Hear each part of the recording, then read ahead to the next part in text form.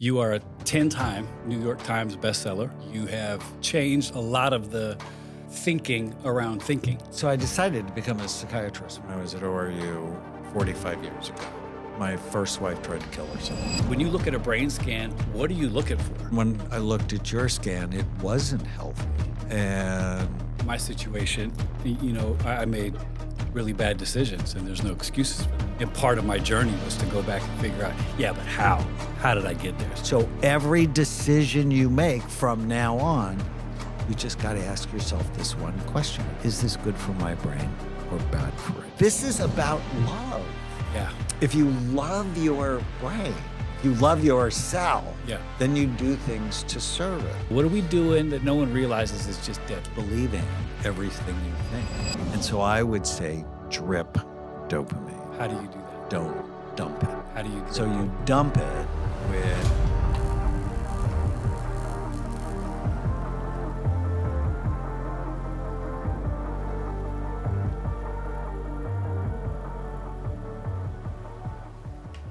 How many people say amen instead of amen? Everyone? I did at first. depends how religious I'm feeling. Um, So imagine growing up with that last name. I can't. It was mostly a blessing. Well, it makes sense. You ended up at ORU. I think that's God's why university. they picked me. Yeah. I think that's why they picked me. This is a huge highlight for me. And I'm just deepest thanks for making time to do this. I know you are vital to this community and, your time is valuable. And I feel like with this podcast, our hope is to bring people that can deliver something that could be life-changing, no matter what it is. It could be in any walk of life. And when I thought about who I could possibly ask to come on, you were right there because I thought we have interesting history, which I will get into in a second, but you are a 10-time New York Times bestseller author. You have changed a lot of the thinking around thinking, which is I don't know if you've ever thought of that little phrase before, but I'll take it. You're just really special. And how many years now have you been in this exact field, this endeavor of figuring out how to fix brains? So I decided to become a psychiatrist when I was at ORU 45 years ago. My first wife tried to kill herself, and I took her to see a wonderful psychiatrist, and I came to realize if he helped her, it wouldn't just help her, that ultimately it'd help me and help our children, even our grandchildren, as they would be shaped by someone who was happier and more stable. So I fell in love with it. But I fell in love with the only medical specialty that never looks at the organ it treats. Think about that. Cardiologists look, your neurologist look, your orthopedic doctor looks, everybody looks, psychiatrists guess. And I was not okay with that. Psychiatrist I was guess. an X-ray technician before I went to medical school. So Vietnam was going on when I turned 18. I had a low draft number. I became an infantry medic, loved that, but I didn't like being shot at. So I got retrained as an X-ray technician. But it was the how do you know unless you look mantra that my professors gave to me when I was training to be an X-ray technician, that when I decided to be a psychiatrist, I mean, obviously the brain is our organ. Well, why aren't you looking at the brain? Because if it's not healthy, your mind is not going to be healthy. People think of this, that the brain and the mind are separate. Yeah. But the brain, the physical functioning of your brain creates your mind. And so if your brain is not healthy for whatever reason, head trauma, drug abuse, toxic exposure, mold, bad food, whatever, your mind's not going to be healthy. And I'm like, you have to look. If you don't look, you don't know. Right. And so we started looking in 1987 first, and then much more seriously in 1991. So 33 years, we built the world's largest database of brain scans related to behavior, including yours. And when you look, like the whole world opens up. Yeah. How many brain scans now? I remember when 250,000. 250,000, and you had a lot to do with the CTE NFL revolution to a Yeah, I'm degree. sort of sorry about that a little bit because the messaging around CTE is wrong. It is, but as far as finding out there's some serious things going on here, you had a huge. Yeah, I published the first and largest study on living players. So my friend Bennett Amalu published the first study on dead players. Right. And I'm like, well, what about the living the ones? guys that are still living? And we can't tell if they have CTE on scans, but we can tell if they have the chronic effects of repeated traumatic brain injuries. And we can fix it in a high number of cases. It's powerful. I think, our history, when I met you, we had a mutual friend that was in a tough spot, and he needed to come see you. So I was able to come with him, and I was fascinated to watch you teach him about his brain, and you knew I was hanging out, so you let me listen in on a lot of the ins and outs that you were giving, and including the brain scan. And you had said, Carl, your friend's going to get a brain scan. Do you want one? I said, yeah, for sure. And when you got it back, I think it was a couple of days later, and we came back to see you in your office, and you pulled me aside and you said, hey, this brain scan, there's some stuff going on that you should probably take a long look at. There's some things that are, I'm concerned about. And I really, really brushed it off. And I remember getting out of rehab after learning a lot about what had happened to me. And I remember that conversation. And I had called you a couple of weeks later, and you won't remember this, but I called I said it was about a friend, but it was about me. I said, there's a guy who I know, and he's doing these things. And you went, well, someone needs to get a hold of that guy and send him to a hospital immediately because he's a danger to himself and will probably be a danger to other people. So that guy needs to get help. And I remember hanging up the phone and just thinking, I don't know what to do. And to be sitting here across from you all these years later with clear eyes and just a renewed lease on life, I just love it because I feel like getting to know what you do and getting people access to it, it can change a lot of lives. And I've read a lot of your books, and you've been from afar. It really helped me out. And when you look at a brain scan, what are you looking for? What are you looking to see or not see? Or Well, I want to see how healthy it is, what parts might be working too hard, and what parts aren't working hard enough. right, And then can I balance it? right, And does the person want me to balance it? Right? I only Yeah. want to work where people want me to work. And when I looked at your scan, it wasn't healthy, and it would get you into hot water. that's what you Because said to me. things like forethought and judgment and impulse control, it was like the brake in your brain was broken. Now, fixable, mendable, but you have to be serious because if you live the rest of your life like with a brain like that, your life won't go the way you want it to go. Yeah, And so repairing it is, I think, just essential. And nobody thinks about that, right? No. When we were on the phone, we talked about the concept of sin. right, And I went to Oral Roberts University. Yes. I grew up Roman Catholic. I went to church yep, a lot. And sin was sort of a big deal growing up. For me, it was a big Still deal. is, yeah. But nobody thinks about sin in the brain, No. that if your brain isn't healthy, you're more likely to do things that are not consistent with the values you have. And so hell was a very real concept for me. And I'm like, that's why in the Bible it says not to judge people, right, because it's way more complicated than most people think. It's easy to call someone bad. It's much harder to go, why did that happen? why'd they do that? Yeah, And when I first started doing imaging, I got so much grief from my colleagues. And my major flaws in life is I like it when people like me and I don't like conflict. And so now all of a sudden I'm imaging and I love it. My colleagues hate me and I'm in all this conflict. And then in 1995, I got a call late one night from my sister-in-law who said my 9-year-old nephew, Andrew, attacked a little girl on the baseball field that day for no reason, out of the blue. She went into his room and found pictures where he was shooting other children and hanging from a tree in a suicide attempt. He's Columbine or Sandy Hook or Aurora, Colorado waiting to happen. And I'm like, I need to see him.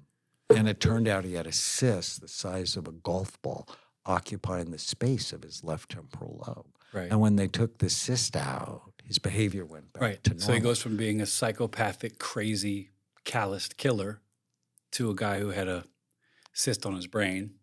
They take that off. And then he becomes, now he's married, he has 2 children, he's rational, he's reasonable, he's living a good life. And if you don't look, you don't know, right? So easy to call people bad. Harder to go, why did that happen? Yeah, I think my situation, I made really bad decisions and there's no excuses for that. And part of my journey was to go back and figure out, but how? How did I get there? So what you're saying really resonates because it can feel that shame of like, I think, especially in a church world, there's people who are doing good things and bad things. And we like to keep it really clean. But now that we're learning more, do you think that Christianity in general has done a pretty bad job of incorporating things like brain science into our everyday living, Christianity, the way we talk, the way we function, meaning sometimes we're fighting a chemical battle with spiritual tools?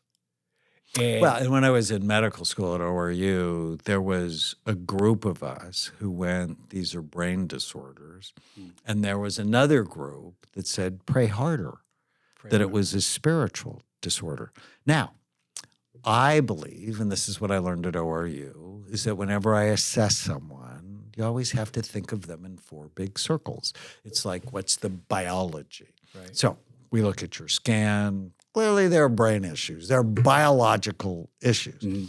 What's the psychological issues? How is your thinking? What's your development? How many childhood traumas did you have, for example? There's a social circle. What's going on now? What's going on around you?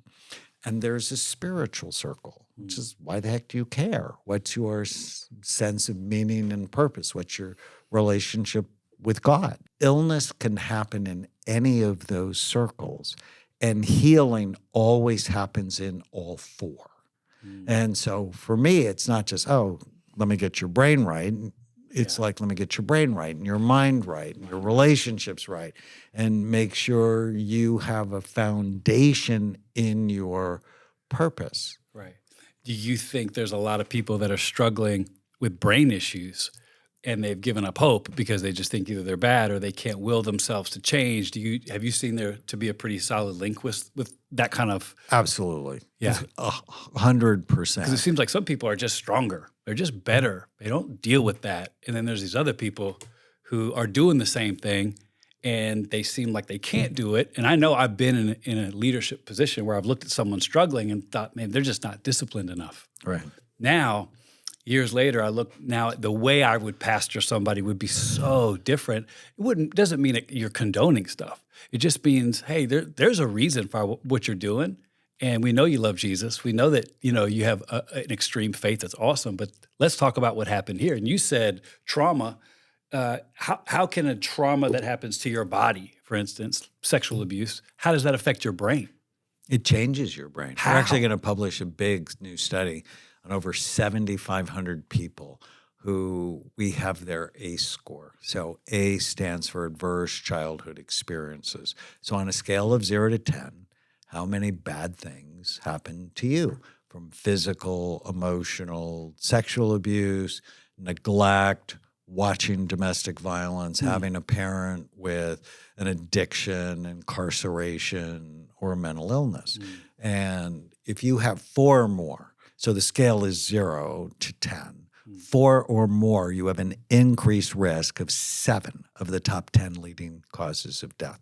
If you have 6 or more, my wife's an 8. If you have 6 or more, you die 20 years early. Now, you don't have to. You can get the right stats. Oh my help. gosh. But what happens if you're sexually abused, that fear, the guilt, the sense of violation changes your brain to become more worried, more obsessive, more negative, more waiting for bad things to happen. So there are genetic vulnerabilities, right? If you come from a family of people who have OCD or anxiety and depression, you're more likely.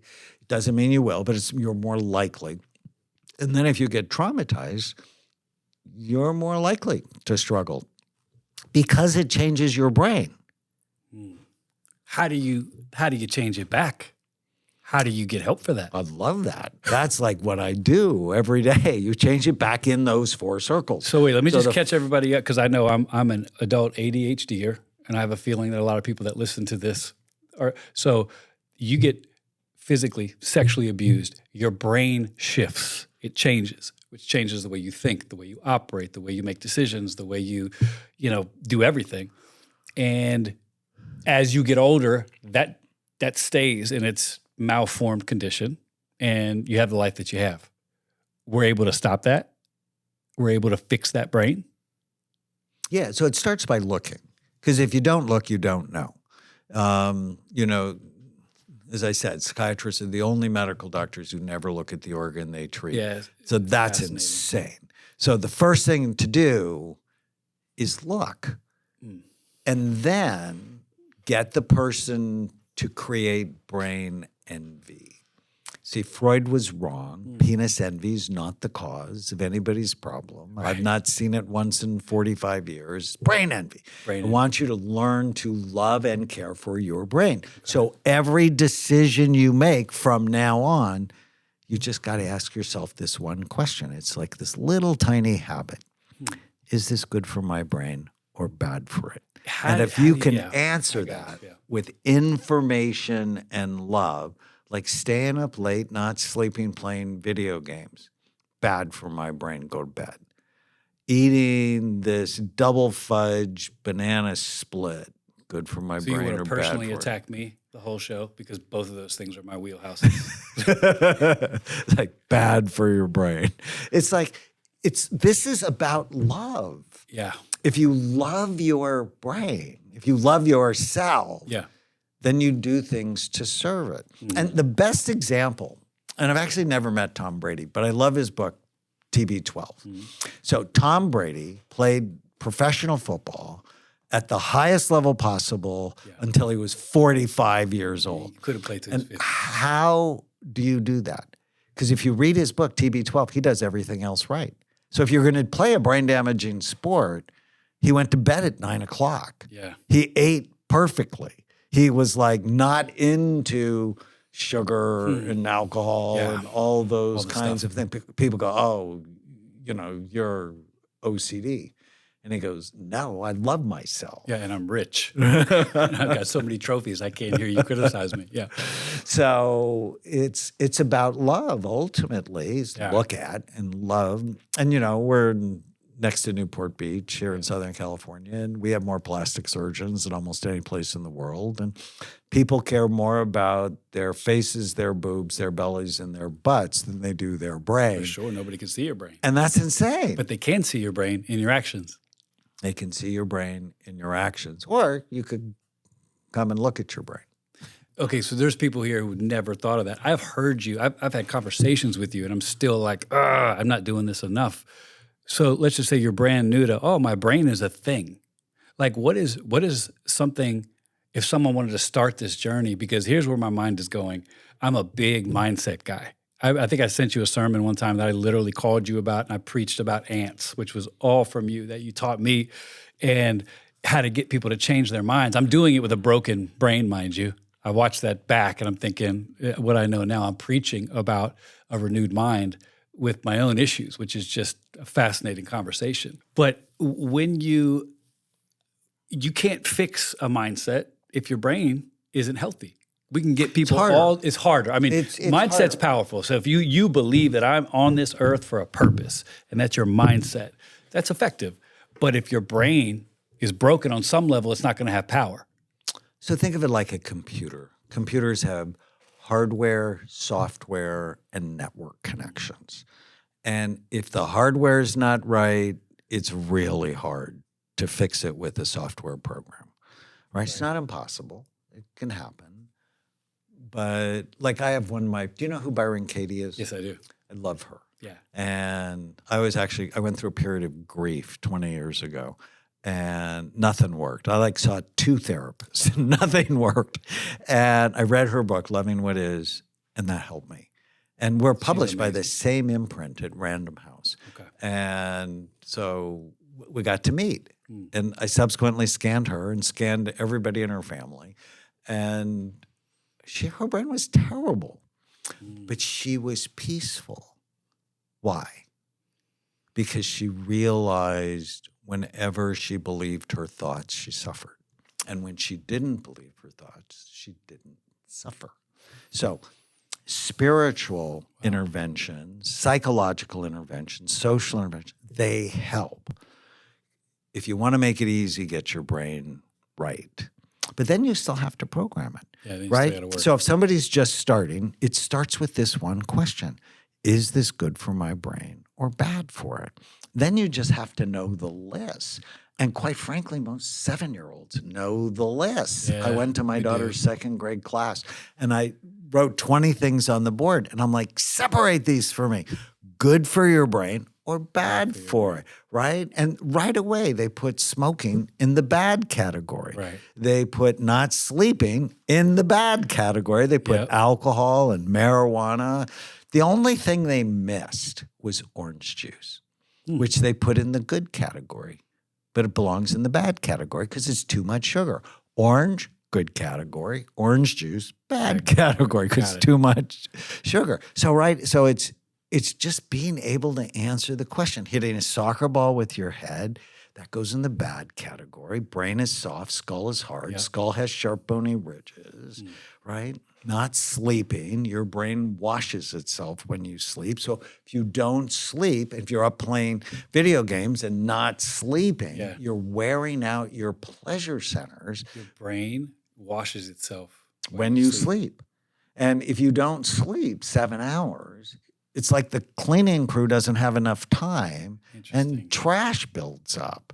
And people who, I really worry about the people who sleep 4 hours a night because they have a higher incidence of Alzheimer's disease. That's not a good idea. 4-hour sleep guy for a long time.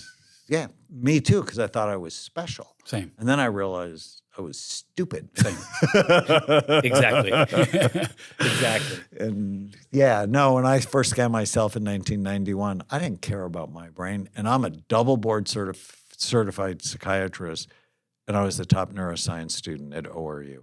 And I didn't care about my own brain. Yeah. It's insane. As soon as you see it, you go, oh, this could be better. All right. So a quick hot potato list that are so marijuana. Bad. Well, hold on. Let me finish my case first. It's still going to be bad. Don't you tell me the but gummies are bad. I'm open. So now we live in a culture that says marijuana is legal. It's great. People love it. It's innocuous. A lot of people are using marijuana for a bunch of different reasons. You say it does what to our brains? I published a study on 1,000 marijuana users.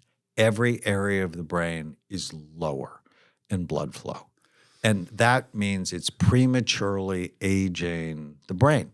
And we know teenagers who use marijuana have an increased risk of anxiety, depression, and suicide in their 20s, especially if you have a certain gene. There tends to be a genetic vulnerability. There's a 450% increased risk of psychosis with marijuana use. 50? So 450% increase. I'm hearing what I want to hear, though. I'm going to say it's a 50. Yeah, I got you. It's bad. Wow, okay. And brand new study, 25% increased risk for heart disease for people who are smoking marijuana. And they did this fascinating study where they compared cigarette smokers to marijuana smokers. The marijuana smokers had worse lung damage than the cigarette smokers. So there's someone saying right now, yeah, that's fine, but I need to be high to survive. That's what I do. Which means they're medicating Right. an underlying brain health issue. Or I'm dealing with this person now who I just adore. She stopped marijuana a couple months ago and became an emotional wreck. Hmm. And why is she an emotional wreck? Because the marijuana Suppressing suppressed that. the emotional stuff she needed to work on. Hmm. And her gut health is horrible. And marijuana prevented her from really feeling what she felt. And when we did a stool sample on her, if your gut's not right, your brain's not right, she had no idea how unhealthy her gut was. And so getting her gut right is going to help us get her brain right. But marijuana just masked it. It's sort of like people go, oh, well, I need to drink or I can't manage myself socially, right? I mean, most people will go, dude, you have a problem, right? Marijuana is the same thing. And psilocybin is going, I've seen this story so many times from benzos or mommy's little helper in the 80s to alcohol's a health It always food. starts thumbs up. I was like, oh, we love this. And now it's a nightmare. Are you going to tell me next that Diet Cokes are a problem? Because if you do, I don't want to hear it. I have a brand new show out with Dr. Phil on Diet Coke. About Diet Coke? Yeah. It's not your friend. I don't want to hear that. That's all I got left. See, I'm already getting fired. It's all I got left.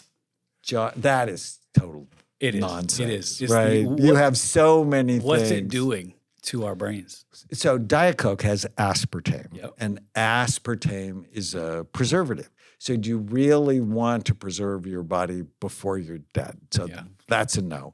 When I was 35, I had arthritis and I had trouble getting off the floor playing with my kids. And one of my patients I read a study about aspartame and arthritis. And when I stopped, my arthritis went away. So I'm like, so I stopped and my arthritis went away.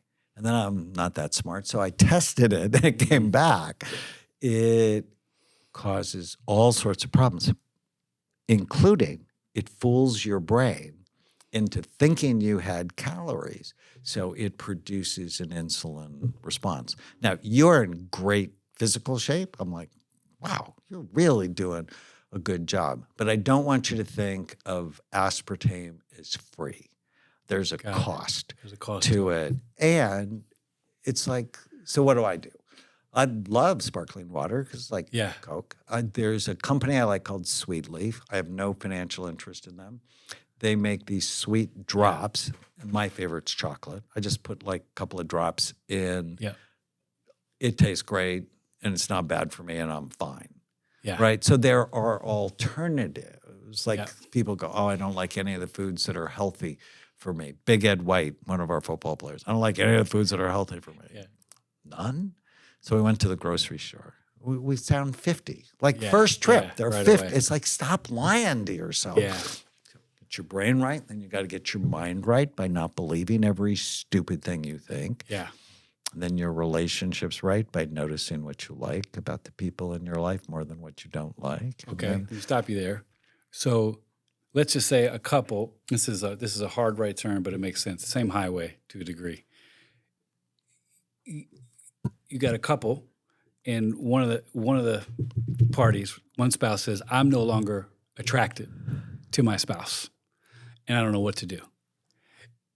This is a mind thing. Would you say it's largely a mind issue? Because we've actually heard that so many times. My wife and I have been shocked that they're getting honest. They're saying whether it's because of betrayal, whether it's because of years of just separation, but people are like, I don't know if I have any feelings towards this person anymore. Where does the brain come into play there? Well, you might have gotten that thought because the brain generates all sorts of crazy random thoughts, and then you attached to it. Meaning to it. I like the idea of alchemy as opposed to chemistry. Alchemy is you create something beautiful out of something average, and chemistry is you sort of expect the sparks to fly. So what are you doing? And it starts every day with what's the goal?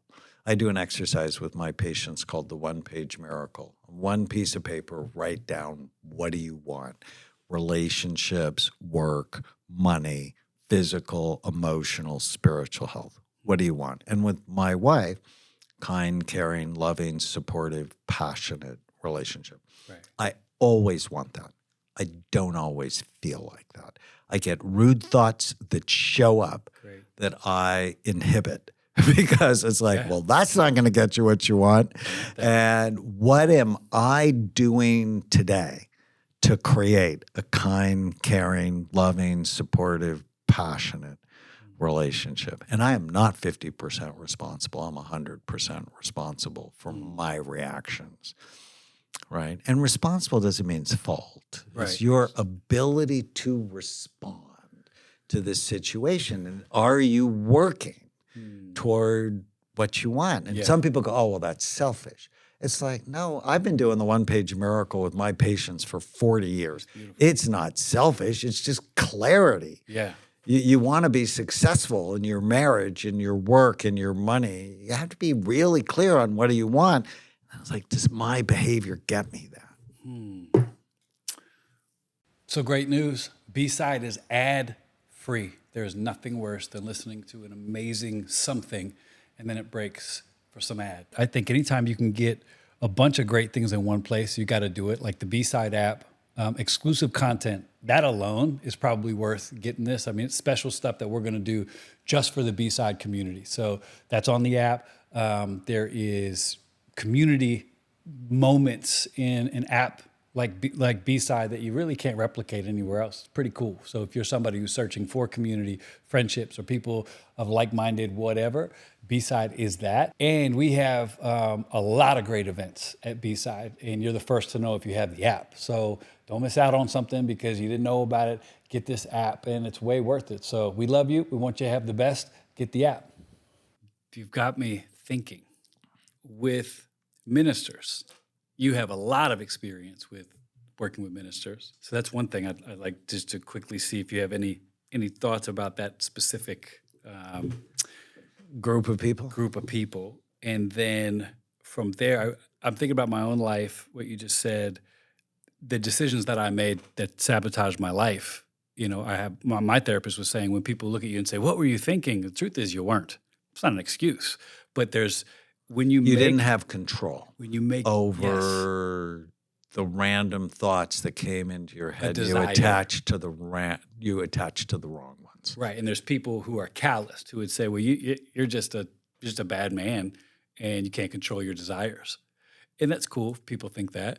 But I know the truth is there was something off. And it's like I'm having a lot of trouble. So you were talking about the frontal lobe and the ability to... Well, I have your scan. Yeah. Right? I have your scan. What did it show you? Your scan showed serious decreased activity in your prefrontal cortex and pretty serious decreased activity in your temporal lobes. And I think we talked about that. Yeah. Was there physical trauma?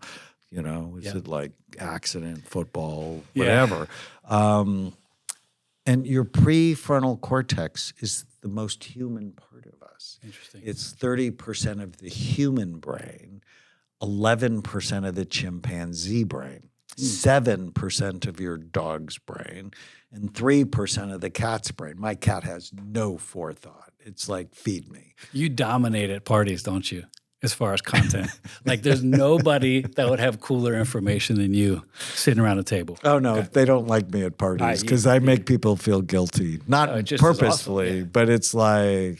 Okay. Anyways. Yeah. So 30% of the human brain, focus, forethought, judgment, impulse control, organization, planning, empathy, learning from the mistakes you make. And people have antisocial personality disorder, 10% less volume in their prefrontal cortex. And that is not a choice. Now, I think Jesus can help people override some of those impulses. I both believe that. Religion can help with structure, right? But it doesn't fix everything. right? If you have a traumatic brain injury or you had mold exposure, you had a traumatic childhood, Yeah. all of those things matter. And sometimes it actually has nothing to do with you. Right. What if your mom drank when she was pregnant Mm. with you? Yeah.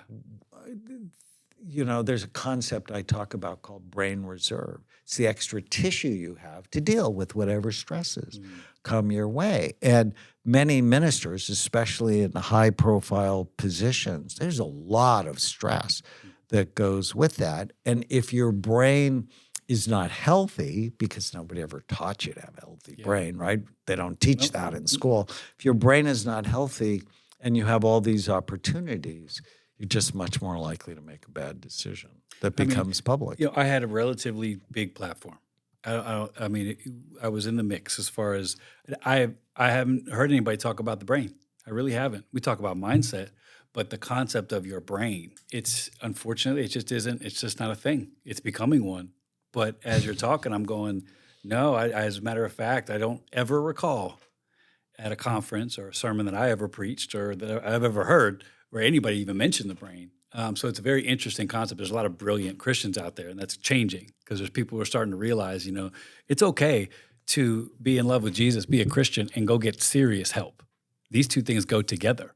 These two things are fruit of a relationship with God. God. I work with pastors. I wrote a book with Rick Warren, The Daniel Plan, and he really sort of got that idea that your brain is an organ like your heart is an organ. And if your brain's not right, you're not going to be right. But he's an outlier, right? It's like you have sin in your life, you need to pray more. Right. And I'm like, let's have a whole person approach to this. Whole person approach. Yeah. Great. I mean, let's look at the biology and the psychology and the social circle and the spiritual circle. If you get unbalanced and it's all mindset or it's all brain or it's all relationships or it's all Jesus, it's wrong because it's all of it. It's all of it together. Yeah. Wow. And the rigid ones have to pick one. Yes. Right? And I'm like, no, you need the rule of 12. Well, there are people in our world that don't even like the thought of even talking about this kind of help because they're like, it's all Jesus. It's all Jesus. And it's like, but they're rigid. They're and rigid. They're not you helpful. Miss out on stuff. Yeah. You know, they may be helpful to some people. Right. But it's just not my experience. And oh, by the way, I've looked at 250,000 scans. So I have a lot of experience. I'm going to trust you over the commenter who's going, more Jesus, only Jesus. And I'm going, I am a Jesus guy. But I love and I am a Jesus guy correct. Too. But I think God created you to help in this area. So to not understand that to me is criminal. And I'm glad that it's changing because there's a lot of people that, you know, they're going uphill. Well, when you go to church, are they serving you food that serves your brain or food that hurts your brain? Oh, when I went to Mariners Church, which is where I go to church, and watch the donuts, hot dogs, ice cream, I'm like, these people are trying to kill me early. Save me, then kill me. This is not okay, which is why I prayed God would use me to change the culture of food at church. And then after I prayed, Pastor Warren called me. I didn't know him. What a prayer, by the way. What belief in here put it in your head that you could change the world? Like, how does that happen? Well, when I prayed that prayer, it was August 2010. And thinking it, I'm like, this is the dumbest prayer you've ever prayed. You still prayed it. And I'm like, deal with it. God, it's my prayer. And we're sitting here. 2 weeks later, Rick Warren called me and said, I'm fat. My church is fat. Will you help me? And we created the Daniel Plan that's been done in thousands of churches. Remember a guy named Jordan Rubin? Is that his name? I was at a pastor's conference one time, and he poured out his heart for 2 hours. And the guy got up, the host got up and said, thank you, let's give him a big hand. Open up the doors. And it was a buffet of hot fudge, sundaes. And I remember looking over at Jordan Rubin, it was very funny. It was very, very, it was just classic in that part of my history where you literally have a guy up there preaching about Your body is a temple. And then the next thing we're doing is we're eating hot fudge sundaes. Yeah, it's insane. That's what we're doing. Yeah. Is there any Rick room and I, for our fun, though? first fight was getting rid of the donuts. Yeah. He's like, I'm well, with we were Rick. raised on donuts. And I figured out donuts are actually a way to keep parishioners there longer, so they'll make a friend and they'll come back. Food I mean, is it's a people marketing glue. tool. Yeah.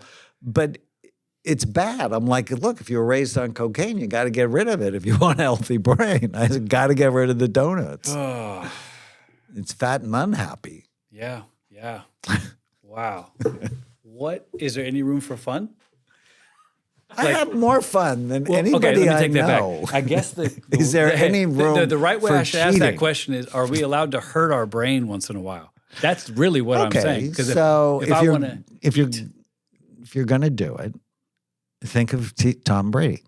Tom Brady played a brain damaging sport for a long time, but he did everything else right. Yeah. So sick of every Tom once in a Brady. while, but as soon as you say to yourself, everything in moderation, that's the gateway thought to hell, because it means automatically you're going to cheat, sure.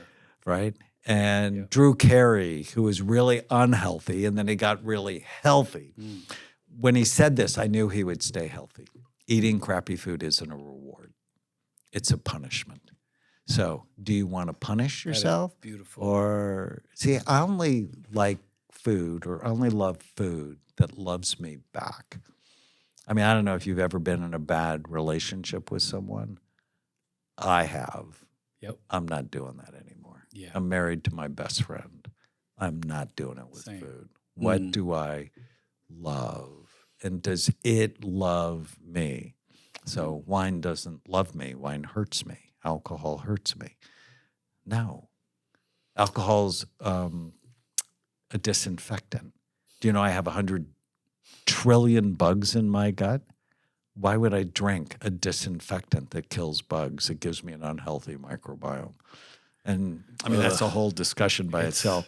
But a it's good one. just like the gateway to, is it good for my brain or bad for it? And if I get the mindset, well, is there any room for fun? Then what I'm looking for is cheating. And I don't love my brain enough. Does that make sense? Yeah. No, it makes it's too good. I need And it's a process. another 3 hours. Right? For me, it's clearly a process, from soda to diet soda to sparkling water with a little bit of stevia. Can a little bit. Can an addict change their brain? Of course. I have a whole, my book, Your Brain is Always Listening. I rewrote the 12 steps from a neuroscientist standpoint. Because step one is you have to admit your life is out of control. Can't do this, yep. That's not step one. That's step two. Step one is, what do you want? What do you want in your relationships? like What do you want in your work? What do you want in your money? What do you want in your physical, emotional, spiritual health? And then step two is really clear. Is your behavior getting you what you want? Right. And it was clearly not, right? Step three is know about, understand, and repair your brain, right? That's nowhere in the 12 steps. It's like brain controls everything you do, how you think, how you feel, how you act, how you get along with other people. When it works right, you work right. And when it doesn't, you don't. So an addict can change the impact of porn, the impact of the culture we live in with the speed of stimulation. What's that doing to us? And it's two different questions, but so the first one would be how, pornography has obviously infiltrated our culture in such an intimate way that I've got a 15-year-old son trying to keep him safe. I mean, it's hard. It's almost to a degree a fruitless endeavor because it's so accessible. No, it's important. And the more you do it with love, right, the more he thinks you care. Oh, we do it. If you don't, then he'll think you don't care. So supervision is important. And these devices have evil written all over them. Yeah. We have unleashed the video games and the devices, the dopamine draining devices. Smartphones create stupid people. And we're thrilling ourselves. What does TikTok do to death. me? So if I'm sitting there, It wears out your pleasure centers. but why can't you stop doing it? So you sit Because there. it's set up that way. Yeah. It's set up to make sure so they'll have enough commercials so they can make money and enough young monkeys doing funny things Yeah. to keep you there, to hook What's you. firing in the brain? when I So open you're up TikTok? wearing out your nucleus accumbens, which is where dopamine works. So constant, whether it's pornography or marijuana or alcohol or sugar, right? It's pushing on your pleasure centers. Push it, push it, push it. And I often talk about drip dopamine, don't dump it. And like the prayer should be, dear God, please don't let me be famous before my brain is finished developing. And it's public knowledge that I've been Justin's doctor, and I was in his documentary, and Miley's doctor, and fame almost killed both of them because you wear out the pleasure centers, and then even though everything's awesome, you feel awful. Yeah. And then you begin to, whether it's sex or drugs, you begin to try to repair the dopamine by damaging it. My road included a feeling like I can't find anything to feel. I just can't. Like everything was so big and so great and so awesome and loved it, but I got to a point where I just couldn't feel anything. I felt like a robot. Wore out. I felt like a robot. I looked from the outside, I could do what I needed to do, but I was always searching for something that's going to make me feel something. And if you have ADD, your dopamine levels are lower to start. Right. Now, we have societal inflicted ADD because we've worn out the pleasure centers. And so I would say drip dopamine. How do you do that? Don't dump it. How do you drip So you dopamine? dump it with drugs, alcohol, fame, pornography, affairs. You drip it by knowing your purpose, by micro moments, like rather than micro dosing, micro moments. Like you focus on what are the smallest things today I love, whether it's a butterfly or I was at home. Never thought of that. It's beautiful. I was at home and I had to be outside, so I was seeing patients, and I just watched this dolphin swimming by my house. And I'm like, I love that so much. And really purposefully looking for what's right rather than what's wrong. Like I go to bed at night and I go, what went well today? So in this interview will show up because I'm really happy to do this. And like, what went well today? Yeah. And put yourself to sleep with that. And that builds dopamine rather than steals dopamine. Or notice what you like about your wife. Like I can make my wife yell at me, like quickly with the tone or the condescension. Yeah. But I don't do that, right? Yeah. And I can make her smile by just noticing what I like. Give me another. And pumpkin seeds. Give me another natural dopamine drip thing. Pumpkin seeds. Pumpkin seeds. Green tea. They help What if support. I dipped them in Diet Coke? Just spice it up. No good? No bueno? So is it the flavor? Is it the so caffeine? I didn't drink, is it the salt? I didn't drink a Coke for 3 years coming out of rehab.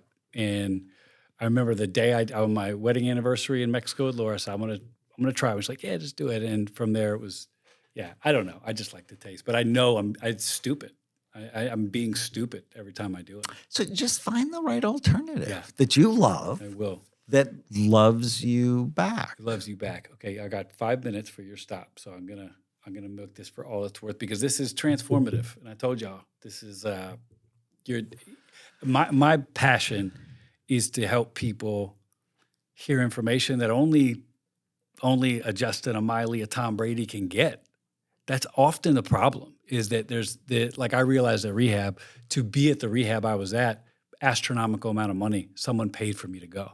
That's why there's not a lot of people in those things. The ones that really matter, too hard to get to. So when it comes to brain stuff, I wonder if some people could feel discouraged, like, well, how in the world can I even begin this journey? But it's possible. You've taught me over the years it's very possible. I mean, it's Well, that's why I write. yeah. I mean, Those go to the books are- bookstore for free. Well, and or follow me on Instagram. Or, yes, which will put all your stuff like that. I love your Instagram. It's so helpful. I wanted to talk to you about contentment and peace because I know that's my biggest sobriety moment was learning how to just be still. Nothing's wrong. I don't need to go burn anything down. I don't need to go anywhere. I need to sit. And when you can be bored successfully, you're sober. It's so much of it is when my you're not mind. in the future with fear or the past with regret. I wish I could You're have filmed my present. meditation journey because 30 seconds used to be a win. And I'm all the way up to 3 minutes. I can sit still and quiet. But what do you think about the anxiety epidemic? What can we be doing for our brains right away that will, be one of those micro things that turns the tide? What are we doing that no one realizes is just deadly? Believing everything you think. I mean, that's I so love deadly. that thought. Don't believe everything you think. Whenever you feel sad or mad or nervous or out of control, write down what you're thinking. And then just ask yourself, Is that true? is it true? Is it true? What if it wasn't Romans 12:2, be transformed by the renewing of your mind, and then you can test to see if it fits God's good, perfect, and pleasing will. I'm going to be homeless. Is that true? No. Does that fit God's good, perfect, and pleasing Absolutely will? not. No. It's like, no, stop it. What's a true thought? You God's going know, to provide. Right. Yeah. Think on whatever Yeah. is true, right, lovely, good, worthy, excellent. Yeah. So that is the other one that I love so much is give your mind a name. It's based on the concept of gaining psychological distance from the noise in your head. And I don't have to listen to the chatter, right? I can just separate from it. And the first time I heard Stephen Hayes talk about that on my podcast, I'm like, what would I name my mind? I named it after my pet raccoon because she was a troublemaker, just like my mind. But I loved her. And now if my mind hermiacs up, I just metaphorically put her in her cage or put her on her back and tickle her and go, no, we don't have to believe this. Yeah. I mean, in the Bible, insulation there is to take captive every single thought. Every And single when you one. do that over time, so the process that I learned from Byron Katie is write down what you're thinking. Mhm. And then, is it true? Is it absolutely true? How does the thought make me feel? Yep. Awful. How would I feel without it? Awesome. And then you take the original thought and turn it to What else the might be true? opposite. Just like that. Yeah. I love And it you too. flip it. And so if you do it 100 times, your brain will automatically just start flipping Flipping negative thoughts. So we call our house as a flipper house because we've taught my kids this and we do it all the time. And then you meditate on the flip. Yeah. And it's so powerful. And that's dopamine that you need. That's positive. Yeah. Be transformed by the renewing of your mind. Okay. And it's a discipline like getting good biceps or being able to run a couple of miles. Yep. It's a discipline. It doesn't happen right away. It's really hard the first couple of times you do it, but the more you do it, the easier it becomes over time. Okay, so you're going to retire. You're going to walk away, hypothetically. It's just an imaginary game. And we have one more meeting, and we meet at Starbucks, and you're never going to see me again. You're going to go off into this beautiful place that you built. You're done with your brain passion. And what are you telling me on our last meeting when you're like, Carl, I'm out? What are the 3 things you're telling me about my brain? Because you can only leave me with 3. So Well, it's only 3 things. I mean, I horrified myself when I figured out I could distill my work in 3 words. Care, love your brain. Stop doing things that hurt it. Do things that help it. And it comes down to the one question. I worked with BJ Fogg at Stanford on the Persuasive Tech Lab on how people change. And we worked together for 6 months, and we created all these tiny habits, the smallest thing you can do today that makes the biggest difference. And it all came down to, is this good for my brain or bad for it? and I just need to know the lists. Jeez. It's 3:00 on the dot. Thank you so much. The least I what can a do is joy. This was so much honor- fun. Yeah, and I just want to say to you, thank you for your years of work, your years of pioneering, breaking into fields that have previously been not infiltrated by men of God, firstly, but men of integrity. And it's been an absolute blessing to be remotely in your life. And just thank you on behalf of the many people that probably can't thank you personally. Your life's work is what a beautiful thing to be able to look at your life's work and say, I've helped people take care of their brain. So I'm grateful I for feel you. like God has protected me. Yeah. Because I often wonder, it's like, why am I doing something that makes people hate me? In 2005, in an interview sort of like this was much nicer. 2020 came to my office, and the journalist starts with, there's a doctor from Columbia, Brad Peterson, who says you should be arrested for your work. What would you say? And thank God I was on the speech team in college, and my professor would say, if you don't know what to say, take a breath, smile, it'll come to you. And I said, that's so interesting. Last week, someone told me I should win a Nobel Prize. This week, you're telling me I should be arrested. Kind It of sounds sort like of being a pastor. Yeah. keeps me balanced. Yeah. And last month, Brad Peterson and I published a big article in Translational Psychiatry about my work. So it comes around. And I pray that for you. That thank you. One you bonus get question. everything. How do you deal with criticism? What does your brain do with it? Because you've got it in your life. And Originally, it panicked and made me miserable until I realized all scientific revolutions go through stages, and rejection is the most common. And if I just persist, we're going to create a revolution. So criticism in general, to go even to that other layer, what do you do in your own life when you deal with people, haters, critics? Do you have a brain? Yeah, I try not to pay much attention. You just to let it. it. And then I think of the 18-40-60 rule, which says when you're 18, you worry about what everybody's thinking of you. And when you're 40, you don't give a damn what anybody thinks about you. And when you're 60, you realize nobody's thinking about you at all. People spend their days worrying and thinking about themselves, not you. Is this what I want to do? Is this what God leads me to do? And well, it'll all be fine. I pray that God continues to open doors for you, and you are a blessing. Thank you. Thank you for I covet your praise. turning the lights on, literally.